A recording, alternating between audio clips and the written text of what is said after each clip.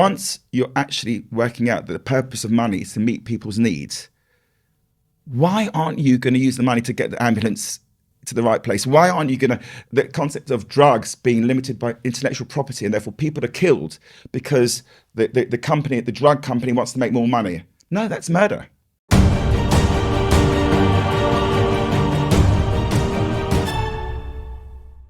So, Philip, you've talked about the state. What are the remaining four masters that you think need reform? Okay, so the second one is the market. In the same way as the state controls and limits our choice, the market also takes away choice with things like AI and things which actually limit our ability to make decisions to actually have freedom, so that our freedom is restricted by the market. Land owners actually enslave us. So whether that's the landlord who kicks out a couple or family who are, because of the fact that the rent is late, that's enslavement to the landlord. And land ownership as well, they enslave the land. The land is not being cared for. The land is being commoditized. So that's the landlord. The final two are technology, which again, it's about predict and control. The competition between Facebook and Twitter is who can actually stop us making free choices. So the social media advertising is creating zombies out of us, out of the kids. Effectively, that is fundamentally making us slaves. And the final one is money and debt, which enslaves us, and financialization. I think it's fairly obvious that when you're paying a huge mortgage, that you are enslaved to the bank. So these are five different institutions that actually enslave us and prevent us from being free. Immensely. I think a recent poll showed that 77% of the population feel that it is crucial for our sense of identity, and yet it is failing on every front. It's chronically underfunded. And it's losing staff at a rate of knots. It can't keep them. People are dying in ambulances because the beds are sort of full of patients that can't go on into social care because there isn't enough people to look after them there. What do we do about something that is so chronically dysfunctional as this? I agree with you that it's critical to our identity, because fundamentally there's a sense of fairness. The British people want everybody to be cared for, and the NHS cares for everybody. I don't think it's good enough, because I still think that private healthcare in many cases results in life expectancy which is greater than people can get in the NHS, which I don't think is right. But the concept that we look after people shows that one of our values is do no harm to people and actually care for them. So I think it's fundamentally important, but it's not working. And the fundamental reason, for my own experience, is a lack of alignment. What you have is two different purposes within any hospital within the NHS. You've got a managerial level that is focused on compulsory competitive tendering or budgets, which means it's about money. And to be fair, they don't care about life. They're managing to budget, and if people die, if you do not resuscitate because it's going to cost more because the bed's going to be occupied, they'll do not resuscitate, which is killing people. So fundamentally, you've got the managerial level focused on profit and money, and you've got doctors and nurses and carers focused on people and actually enhancing people's lives and saving people's lives. Until you resolve that fundamental misalignment, you can't sort the problem out. Once you start to say, okay, we're going to take out the not-for-profit, you're right, it's underfunded, because once you're actually working out that the purpose of money is to meet people's needs, why aren't you going to use the money to get the ambulance to the right place? Why aren't you going to, the concept of drugs being limited by intellectual property and therefore people are killed because the company, the drug company wants to make more money? No, that's murder. Fundamentally, we've got to get rid of this concept of profit in healthcare.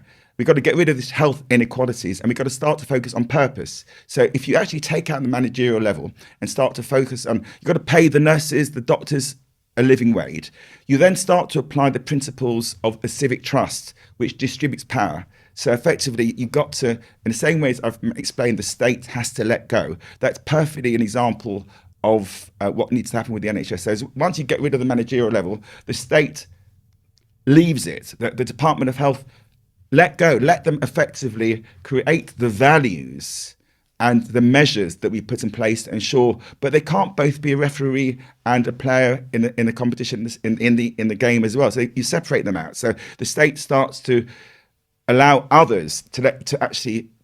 It creates a set of values, but then it starts to say, 1 minute, we want to distribute power. We want a hospital to consist of a load of self-managing teams that are almost particular ward or particular care, which are working together without a manager telling them what to do. So you make them more autonomous. You make them more self-managing teams without the hierarchy actually telling them what to do. So they start to use the advice process, which I've described, to actually make decisions. And they start to actually bring their whole selves to work. They start, the way Lulu puts it is you have 3 breakthroughs with these organizations. One is self-managing teams, which is not capitalism, it's not socialism, it's what we call covenant, or you distribute the responsibility to local teams and they start to create a living being. They start to work together and they get advice from central departments, but they don't actually, they make the decisions themselves. So I've talked to a lot of doctor friends who know this would work with the NHS, that when I describe the model to them, that's what we need, but it's not happening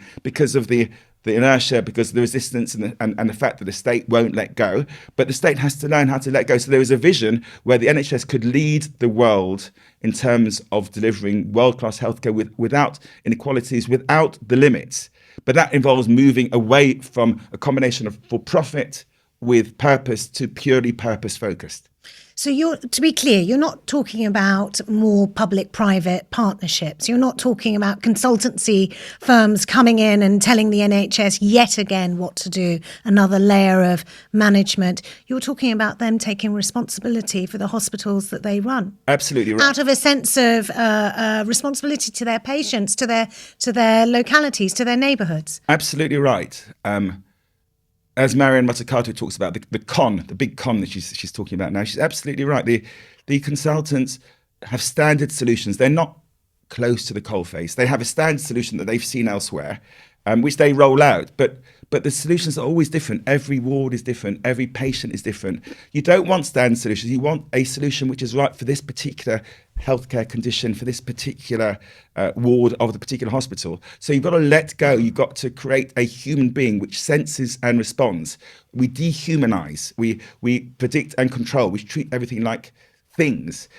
Which means you get, for Adam Smith's division of labour, you need to move to sense and respond, where people can actually live and breathe the care for the patients, where they're not going to kill a patient because there's not enough money to pay for the medication. That's all doable, and it's not inflationary. It's simply the concept that you spend more money on healthcare creates inflation is absurd, because you've got to put food on people's table. You've got to save people's lives. It's a misunderstanding. The way you stop inflation is by just within a civic trust say you're not going to increase the price just because you can take a lot of money off people's budgets and they can't heat the houses, they can't put food on the table. No, just because you can, because the market allows it, doesn't mean you're going to be. So there's a conscious control. Human beings make decisions which do not result in inflation, and that's where we have to start to we rehumanize the healthcare service, and it can lead the world, no question about it. So like GPs as well, primary care, we're now realising the importance of GPs in keeping people out of hospitals and out of A&E wards as well. And what about social care as well, which is one of the most chronically underfunded professions there are, and it shouldn't be. This is vital. It's a misunderstanding. It's interesting, the BBC are looking at the way the metaphors they use for the economy. And this is the mistake that we make. You think the state is the household budget, and you talk about credit cards being maxed out. No, the state is about ensuring that everyone's needs are met. It's not, the money's not limited. There is no limit, because the state can actually create money. And at the moment, it allows private banks to create it, and it goes to the wealthy. Why can't the state actually create it and use it for people to save people's lives? So the answer is, the social care can be resolved, and it's resolvable, but you need to change the whole misalignment across. We just need to, no more consultants, no more private public, no more privatization is not going to do it, because they're focused on profit.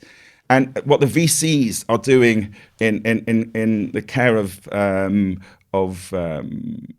children in care. The whole thing is crazy because it becomes about money.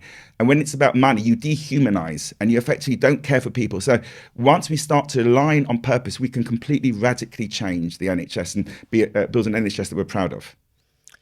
We're living in really dark times at the moment. Are there things that should give us hope? What do you do for hope? Yeah, there is hope.